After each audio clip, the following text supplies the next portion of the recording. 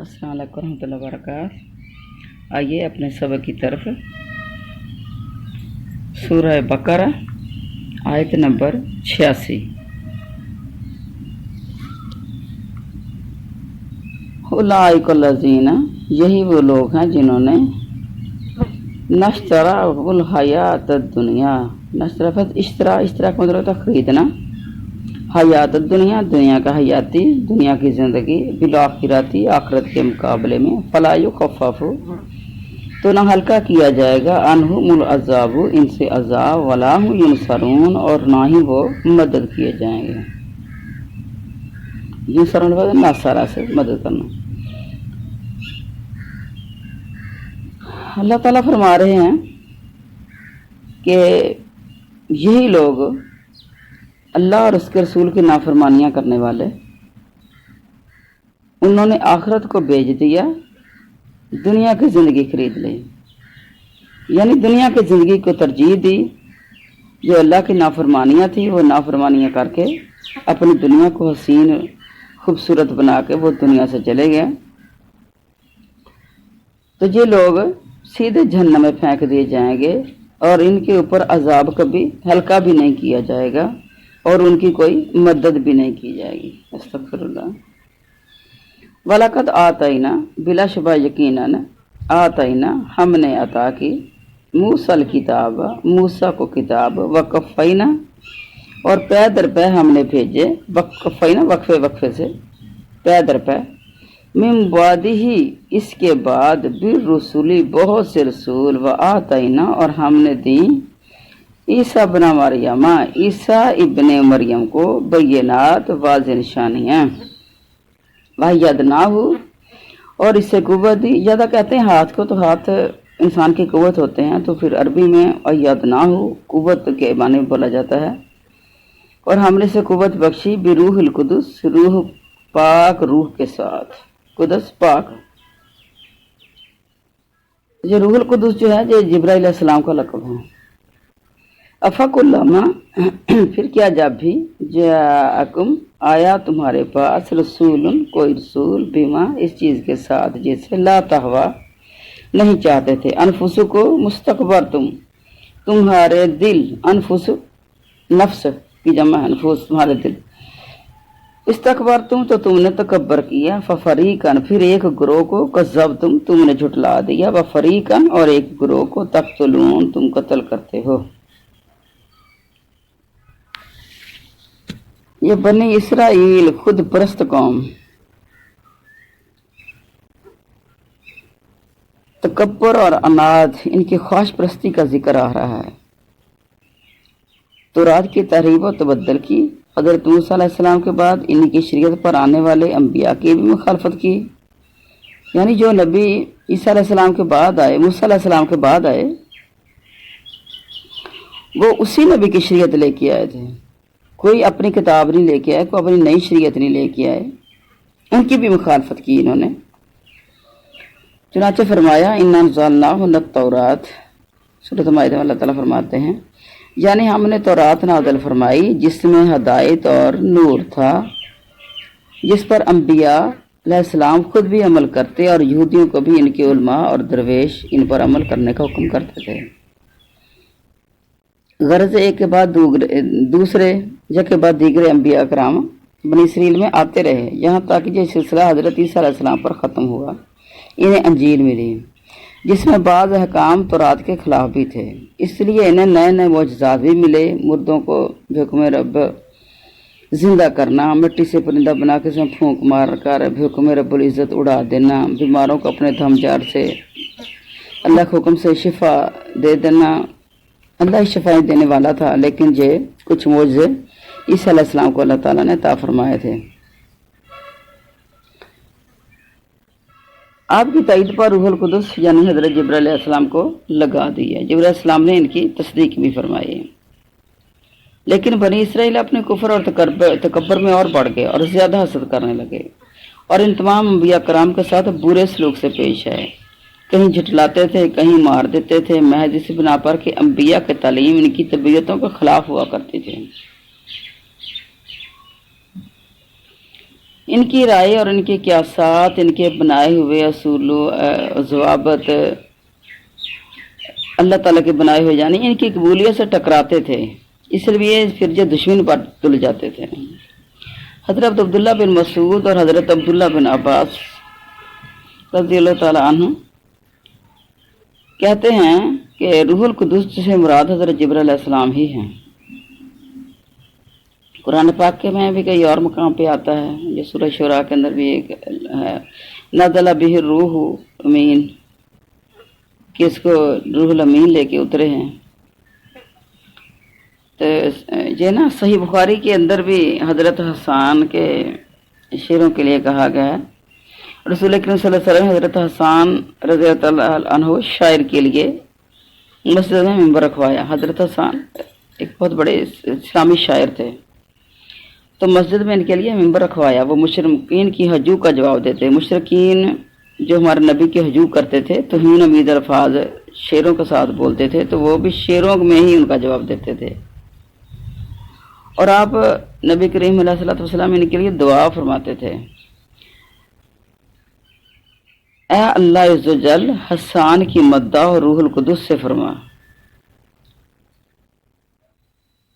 جس سے کہ تو نے جو تیرے نبی کی طرف سے جواب دیتے ہیں،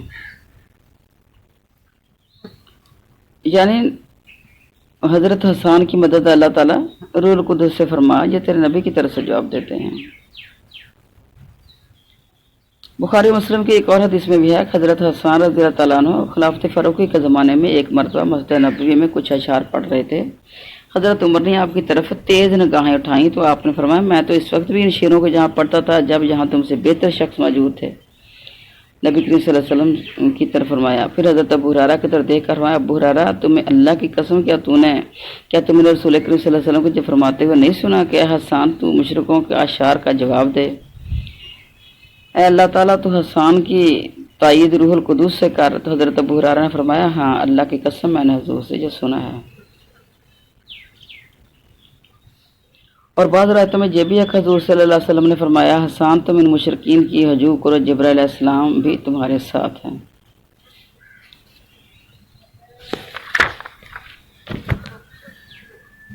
یعنی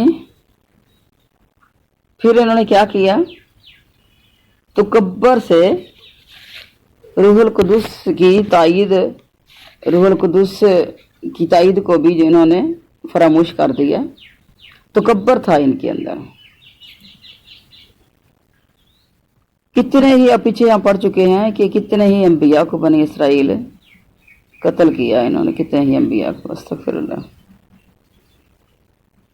آگے چلتے ہیں، وقالو قلوبنا، اور انہوں نے کہا قلوبنا ہمارے دل غلف غلافوں میں ہیں، بل لعنہم اللہ، بلکہ اللہ نے لعنت کی ان کے اوپر، بکفرہم ان کے کفر کی وجہ سے، فقلیلا ما یؤمنون، پس بہت ہی کم وہ ایمان لاتے ہیں۔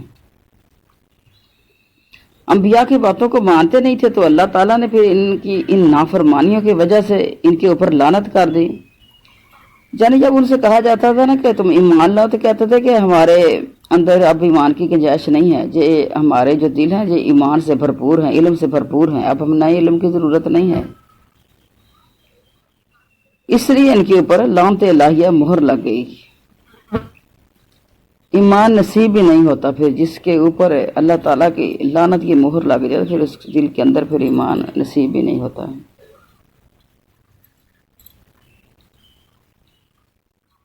تو لعنت ہوئی ان کے کفر کی وجہ سے، بار بار کی نافرمانیوں کی وجہ سے، جو بھی کام کہا نافرمانیاں کی، جو بھی کام کہا اللہ تعالیٰ اور اس کے رسول جو بھی پیغام لے کے آئے انہوں نے نافرمانیاں ہی کی۔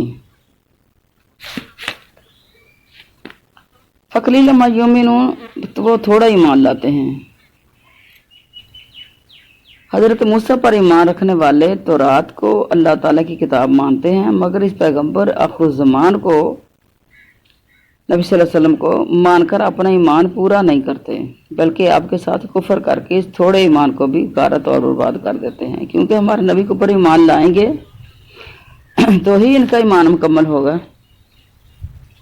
لیکن سرے سے یہ بے ایمان ہیں، کیونکہ عربی زبان میں ایسے موقع پر بالکل نہ ہونے کی صورت میں بھی ایسے الفاظ بولے جاتے ہیں، مثلاً ہم کہتے ہیں کہ اس جیسا ہم نے بہت ہی کم دیکھا، مطلب یہ کہ دیکھی نہیں وہ بات ہے۔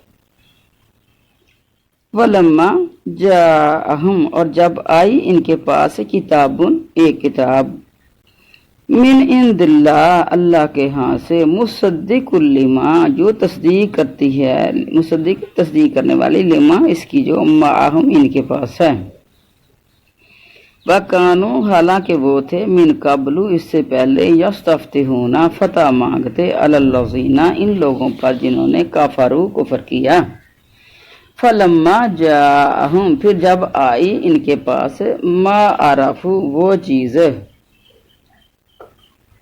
عرفو پہچان لیا انہوں نے، تو عارف سے لفظ ہے عرفو، کفروا تو انہوں نے کفر کیا، بھی اس کے ساتھ، فلعنت اللہ، تو لعنت کی اللہ نے، علی الکافرین، کافروں پر، اللہ کی لعنت ایسے کافروں کے اوپر ہے۔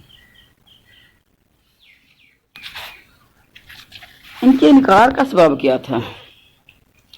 جب کبھی یہودیوں اور عرب کے مشرکین کے درمیان لڑائی ہوتی تو یہود کہا کرتے تھے کہ عنقریب اللہ تعالیٰ کی سچی کتاب لے کر اللہ عز و جل کے ایک عظیم الشان پیغمبر تشریف لانے والے ہیں، ہم ان کے ساتھ مل کر تمہیں ایسا قتل و غارت کریں گے کہ تمہارا نام و نشان مٹ جائے گا۔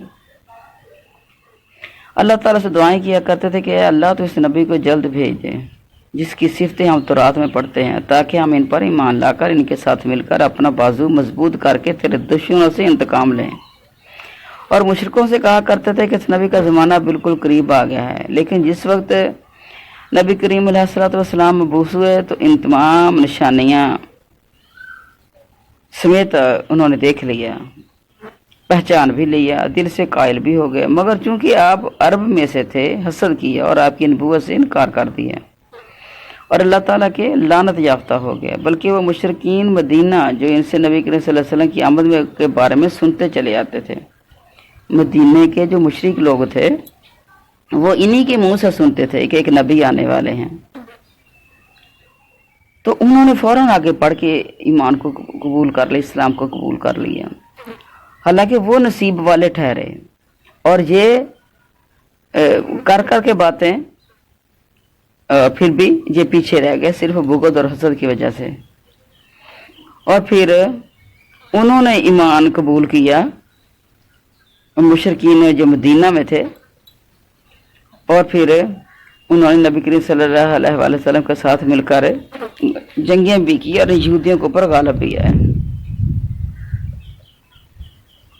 ایک مرتبہ حضرت معاذ بن جبل اور حضرت بشر بن برا اور اس طرح کے اور صحابہ کرام نے ان یہود مدینہ سے کہا کہ تم تو ہمارے شرک کی حالت میں ہم سے حضور صلی اللہ علیہ وسلم کی نبوت کا ذکر کیا کرتے تھے، بلکہ ہمیں ڈرایا کرتے تھے، اور جب ہم کہ وہ تمام اوصاف جو تم حضرت کے بیان کرتے تھے ہم نے وہ سارے قبول کیے، اور وہ تمام اوصاف نبی کریم علیہ الصلوۃ والسلام میں ہیں بھی، پھر تم خود ایمان کیوں نہیں لاتے، آپ کا ساتھ کیوں نہیں دیتے؟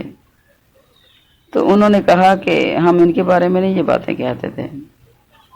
اسی کا ذکر ساتھ میں ہے کہ پہلے سے مانتے تھے، منتظر بھی تھے، لیکن آپ کی آنے کے بعد حسد اور تکبر سے، اپنی ریاست کے کھوئے جانے کے ڈر سے صاف انکار کر بیٹھے۔ دنیا کی جاہ و جلال جو ہے نا، یہ ان کو قیمتی تھی، اللہ اور اس کا رسول نہیں انہوں نے قیمتی سمجھا۔ آگے چلتے ہیں۔ 20 بری ہے وہ چیز، مشترو جو انہوں نے بیچ ڈالی، انہوں نے بھی اس کے بدلے انفسهم اپنی جانوں کو بیچ دیا انہوں نے، ان یکفروا کہ وہ انکار کر دیں، بما اس چیز کا، انزل اللہ جو اللہ نے اتاری، باغیان اس سے،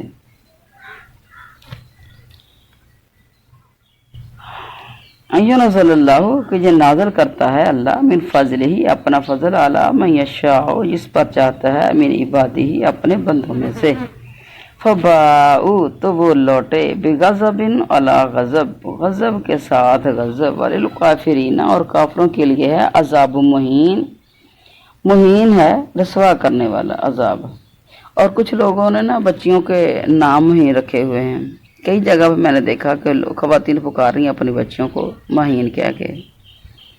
تو میں نے کہا مہین کا معنی تو دردناک عذاب ہے، تو کہنے لگی کہ جی میں نے اپنے بچوں کے نام لائے ہیں، مکین رکھ لیا، مبین رکھ لیا۔ تو میں نے کہا مکین تو چلو ٹھیک ہے، رہنے والا، مکین مکان سے لفظ ہے، وہاں کے رہنے والے پھر مکین ہوتے ہیں، مبین بھی کھلی کھلی باتیں، واضح روشن باتیں، وہ بھی ٹھیک ہے، لیکن یہ مہین جو ہے اس کا معنی دردناک عذاب ہے۔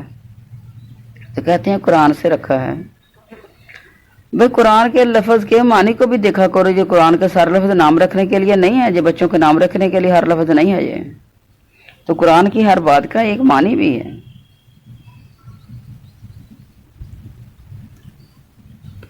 اچھا، بری چیز انہوں نے کیا خریدی؟ بری چیز انہوں نے یہ خریدی کہ اللہ کا فضل جو رحمت تھی وہ انہوں نے بیچ دی، اپنی جانوں کو بیچ دیا، فضل کو بیچ دیا، اور اللہ کا غضب لے لیا۔ انہوں نے اللہ کی باتوں کا انکار کر کے اللہ کا غضب لے لیا، صرف ضد کی وجہ سے۔ برا ہو حسد کا، حسد ان یہودیوں کو جہاں تک لے گیا۔ ان یہودیوں نے حضور صلی اللہ علیہ وسلم کی تصدیق کے بدلے تکذیب کی، اور آپ پر ایمان لانے کے بدلے کفر کیا، آپ کی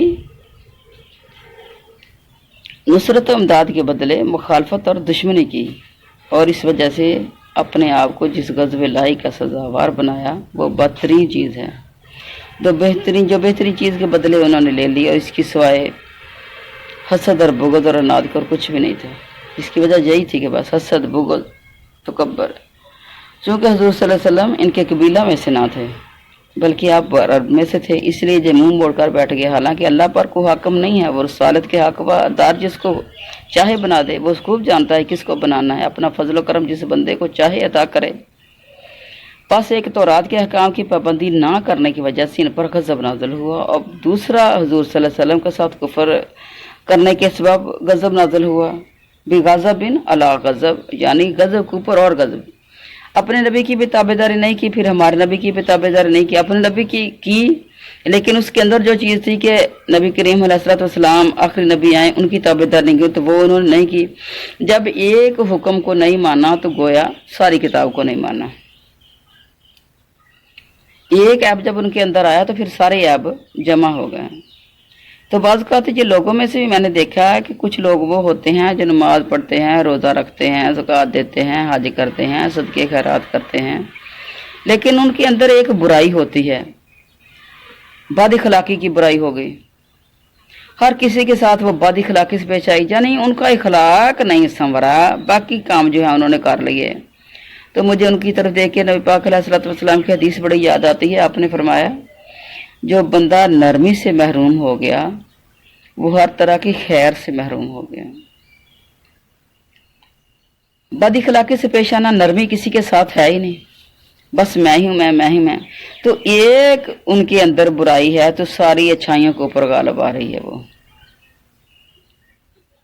تو ان کے اندر بھی یہی ایک خامی تھی کہ ہمارے نبی کو تسلیم نہیں کیا۔ جب ہمارے نبی کو تسلیم نہیں کیا تو گویا سارے نبیوں کا انکار ہو گیا، سارے احکامات کا انکار ہو گیا، اپنی کتاب کا بھی انکار ہو گیا، اپنے نبی کا بھی انکار ہو گیا، اور اللہ کی غضب اور لعنت لے لی انہوں نے۔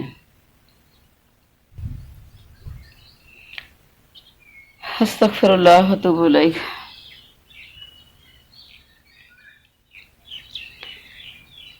اپنی تورات کو سارا نہیں سیکھا انہوں نے۔ یہ آج نا مسلمان بھی جب تھوڑا سا دین کو سیکھتے ہیں نا تو ان کے اندر بھی اسی طرح کی باتیں آ جاتی ہیں کہ میں بڑی اعلیٰ ہوں، میرے پاس بڑا کچھ ہے، ہم اعلیٰ لوگ ہیں۔ اچھا، اصلاح فرماتے ہیں، اصلاح میں سے کسی ایک کا قول ہے کہ علم کے 3 درجے ہیں۔ جو پہلے درجے میں داخل ہوتا ہے وہ اپنے علم پر تکبر کرتا ہے، اور جو دوسرے درجے میں داخل ہوتا ہے وہ تواضع اختیار کرتا ہے، اور جو تیسرے میں داخل ہوتا ہے وہ جان لیتا ہے کہ میں کچھ بھی نہیں، میرے پاس کچھ بھی نہیں۔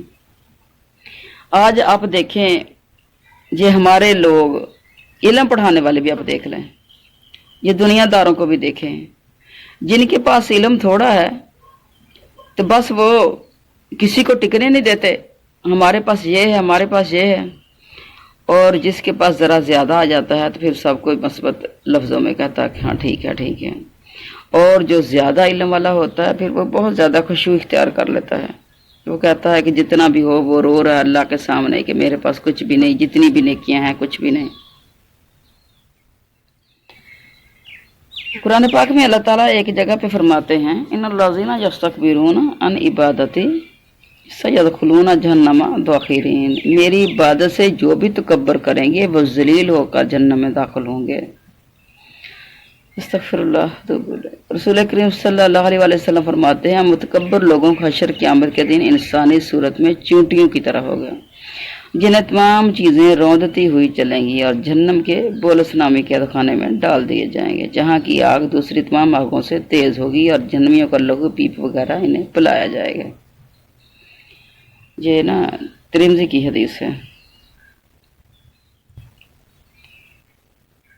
اب دنیا کے اندر تکبر کرنے والے سب کو چونٹیوں کی شکل میں بنایا جائے گا، جن کے اوپر سے لوگ جس طرح آج ہم گزرتے ہیں تو چونٹیاں ہمارے پیر کے نیچے آ جاتی ہیں تو دلی ملی جاتی ہیں، تو یہی اس طرح کے لوگوں کا حشر ہوگا۔ اللہ ہم سب کو تکبر اور غرور سے بچا دے، اور اللہ ہمیں نیک لوگوں کے ساتھ اٹھا لے۔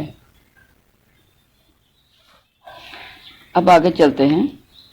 وَإِذَا قِيلَ، اور جب کہا جاتا ہے ان سے، لاہم ان سے، آمنو ایمان لاؤ۔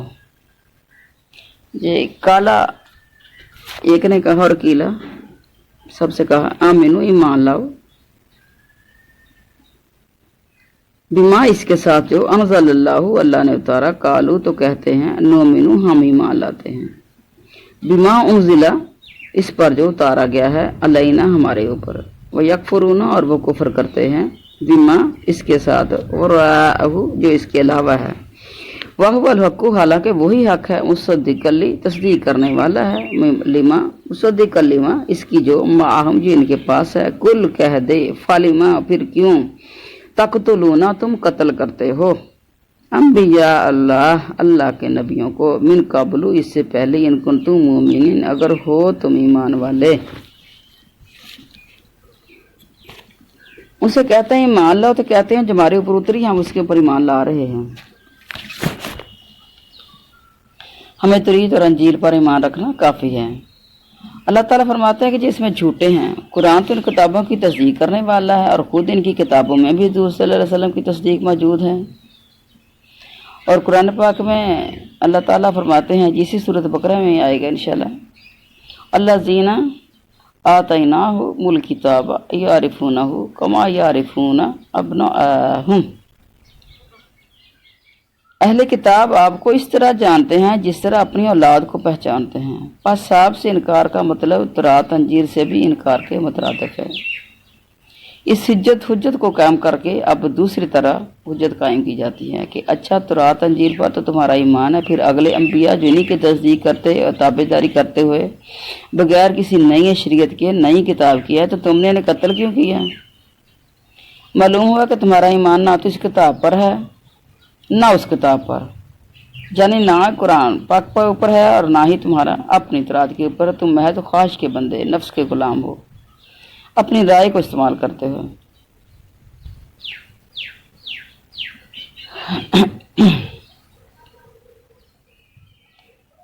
آگے چلتے ہیں۔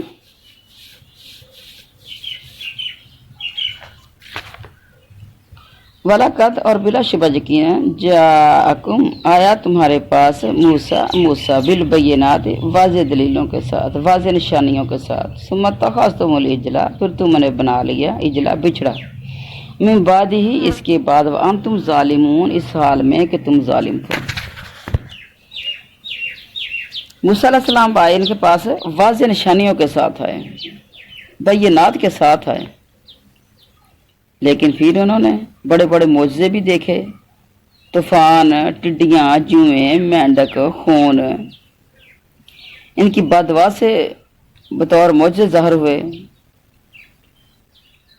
اور بھی کتنے معجزے انہوں نے دیکھے، لکڑی کا سانپ بن جانا، ہاتھ کا روشن ہو جانا، दरिया को चीर देना, बादलों का साया मन्नो सलवा का उतारना, पत्थर से नहरें जारी करना, ये कोई थोड़े मौजे थे।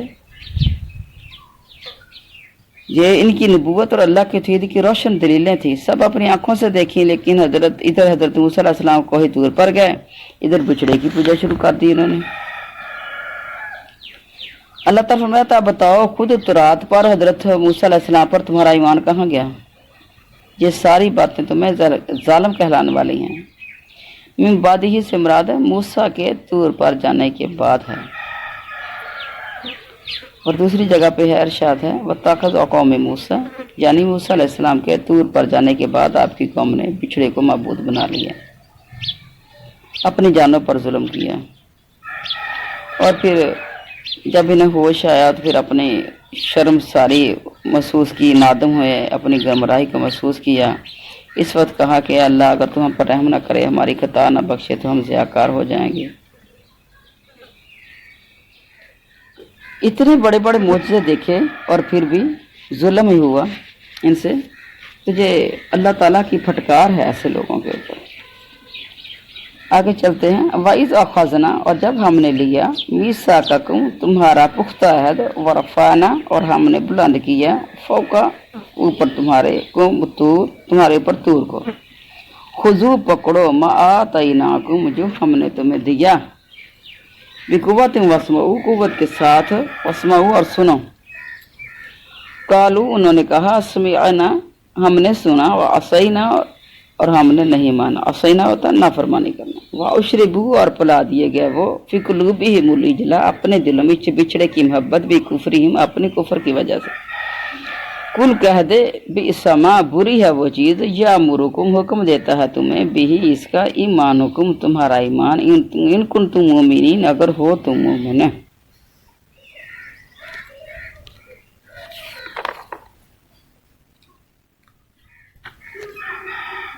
जब इनके ऊपर कोहे तूर बुलंद कर दिया अल्लाह ताला ने, ये अहकामात को लेते नहीं थे। पीछे हम पढ़ चुके हैं कि अल्लाह के अहकामात जो तौरात के अंदर अल्लाह ताला नाज़िल फरमाए थे, उनको लेते नहीं थे। लेने का मतलब ये नहीं था पकड़ कर रख लेने, नहीं, उनको मानना था, उनके ऊपर अमल करना था। तो अल्लाह ताला ने फिर सरों पर कोहे तूर बुलंद कर दिया, फिर उन्होंने इकरार कर लिया। जब वो हट गया तो फिर मुनकर हो गए। इसकी तफसीर काफ़ी पहले बयान हो चुकी है। बिछड़े की मोहब्बत इनके दिलों के अंदर रच बस गई थी।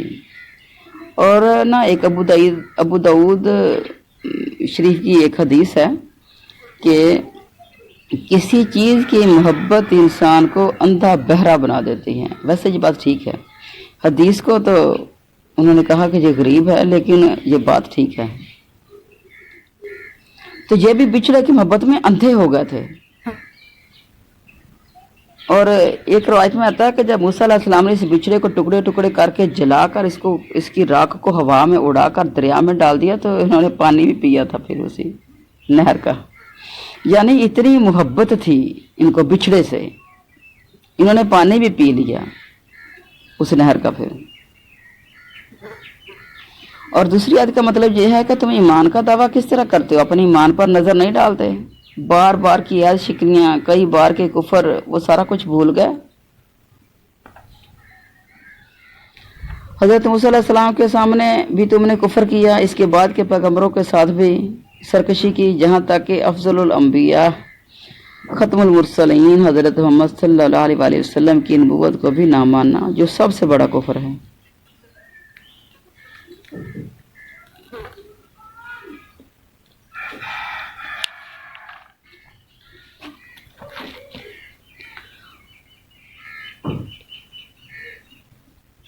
अच्छा, अगले कुल इनको आनत, कह दे इनको आनत, अगर है लाको मुद्दार, तुम्हारे लिए मुद्दार उल आखिराती, आखिरत का घर, इंदल्लाही, अल्लाह के हैं, खालिसतन, खालिस, मिन दून नास, सब लोगों के सिवा, फतमन्ना बुल मौता, तो फिर आरजू करो मौत की, इनकुन तुम सादिकीन, अगर हो तुम सच्चे। अल्लाह ताला फरमाते हैं कि फिर अगर तुम कह रहे हो कि आखिरत का घर हमारे लिए है और हमारे लिए जन्नतें हैं और अल्लाह हमसे बहुत खुश है, तो सब लोगों के अलावा हमें बेहतरीन घर मिलेंगे, तो फिर मौत की आरज़ू करो अगर तुम सच्चे हो। वलन यतमन्नहु, हरगिज़ नहीं तमन्ना करेंगे। या तमन्नहु इसके लफ्ज़ अंदर लफ्ज़ असल है तमन्ना, हरगिज़ तमन्ना नहीं करेंगे वो इसकी, अबदम कभी भी, बीमा इसकी वजह से जो कद्दमत जो आगे भेजा, आइदीहिम इनके हाथों ने, वल्लाहु और अल्लाह, अलीम बिज़ालिमीन अल्लाह खूब जानने वाला है जालिमों को।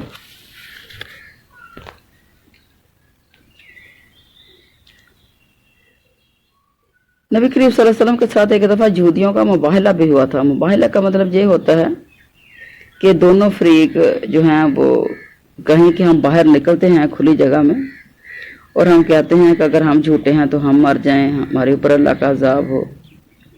तो ये मुबाहला। हज़रत अब्दुल्लाह बिन अब्बास फरमाते हैं कि इन यहूदियों को नबी करीम सल्लल्लाहु अलैहि वसल्लम की ज़बानी पैगाम दिया गया कि अगर तुम सच्चे हो तो मुकाबला में आओ, हम तो मिलकर अल्लाह ताला से दुआ करें कि जो हम में से झूठा है इसे हलाक कर दे। लेकिन साथ ही पेशीन गोई भी कर दी कि ये लोग हर किसी इस बात पर आमादा नहीं होंगे। चुनांचे यही हुआ कि जो लोग मुकाबला पर ना आए इसलिए कि वो दिल से हुज़ूर सल्लल्लाहु अलैहि वसल्लम को और आसमानी किताब कुरान करीम को सच्चा जानते थे। अगर ये लोग इस ऐलान के मतहत मुकाबला में निकलते तो सब के सब हलाक हो जाते, रोए ज़मीन पर एक यहूदी भी बाकी न रहता। एक मरफूद इसमें भी आया है कि अगर यहूदी मुकाबला पर आते और झूठे के लिए मौत तलब करते तो सब के सब मर जाते और अपनी जगह जहन्नम को देख लेते, अपनी जगह जहन्नम में देख लेते। इस तरह जो नसरानी आपके पास आए वो भी अगर मुबाहला के लिए तैयार होते तो वो लौटकर अपने हलाल और माल दौलत का नाम निशान भी ना पाते। नसरानी भी आपके पास आए थे, कहते थे कि हमारा मजहब ठीक है, सच्चा है।